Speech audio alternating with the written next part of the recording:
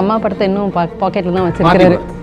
மாற்றிடுவார் கொஞ்ச நாள் மாற்றிடுவார். முதல் நாளே மாற்றினா கொஞ்சம் சங்கடமாக இருக்கும். அதனால் வந்து பழக்க தோசத்தில் போட்டுருவார். அது வந்து அப்புறம் கொஞ்ச நாளில் மாற்றிடுவார். அது மாற்றித்தான் அவனு வேறு வழி. அங்கே நிறைய தர்ம சங்கடமான கேள்விகள் பாக்கி இருக்கின்றன. அது டிவி கேக்கும் பாக்கி இருக்குது, திரு செங்கோட்டையனுக்கு பாக்கி இருக்குது. முதல் நாள் பாதியில் ஒரு ப்ரெஸ் மீட் சமாளித்து கொண்டு போய் எந்திரிச்சு போயிடுவாங்க. பட் வந்து ஒரு complicated questions are there waiting அவங்களுக்கு. திமுக பக்கம் பார்த்தீங்கன்னாக்கா திரு உதயநிதி ஸ்டாலின் அவர்களுக்கு ஸ்பெஷலாக ஒரு பாட்டு போட்டு அதை அன்பில் மகேஷ் அவர்கள் வந்து அதை அன்வெயில் பண்ணாங்க கூட்டத்தில். அந்த பாட்டு சோஷியல் மீடியாலெலாம் கூட வைரல் ஆகிட்டு வந்தது.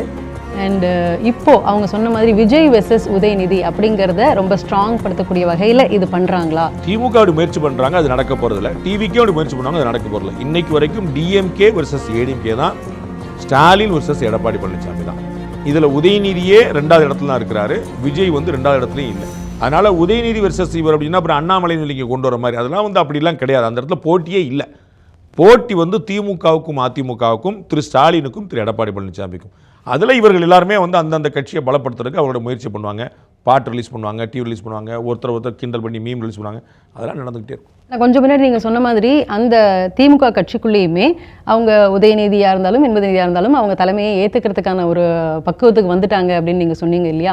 அதுபோல் இன்றைக்கி முன்னாடி வந்து சின்ன பிள்ளைத்தனமாக இருக்குது, இதெல்லாம் வந்து ஆக்டரோட கட்சி அப்படின்லாம் சொல்லிட்டு இருந்த தலைவர்களும் இன்றைக்கி விஜய் வந்து ரொம்ப ஒரு சீரியஸான கேண்டிடேட்டாக பார்க்க ஆரம்பிச்சிட்டாங்க. இன்றைக்கி செங்கோட்டையன் அவர்கள் போய் சேர்ந்தது அப்படிங்கிறது இன்னும் அந்த எண்ணத்துக்கு வலு சேர்க்கக்கூடியதாக இருக்குது இல்லையா?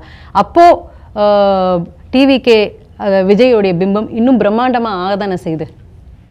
பக்குவம்ங்கிற வார்த்தை வந்து திரு உதயநிதியும் திரு இன்பநிதி ஏற்றுட்டாங்கனால அது பக்குவம்ங்கிற வார்த்தை அங்கே பொருந்துமான்னு எனக்கு தெரியல. அது அவர்களுடைய அனுசரணை அப்படின்னு நம்ம புரிஞ்சுக்கலாம்.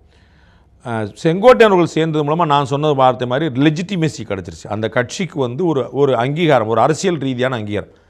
அதனால் விஜய் அவர்கள் வந்து ஸ்டாலினுக்கு இணையாயிட்டார், விஜய் அவர்கள் ஜெயலலிதாவுக்கு இணையாயிட்டார், விஜய் அவர்கள் எம்ஜிஆர் ஆகிட்டாருன்னா அதெல்லாம் அதீத கற்பனை. சாதா கற்பனை கூட பார்த்தாது, அதீத கற்பனை. விஜய் அவருடைய கட்சி சின்ன பிள்ளைகளுடைய கட்சி அப்படிங்கிற இடத்துல திரு செங்கோட்டையன் போன்றவர்கள் போவது அவருடைய கட்சியை வலுப்படுத்த உதவும்.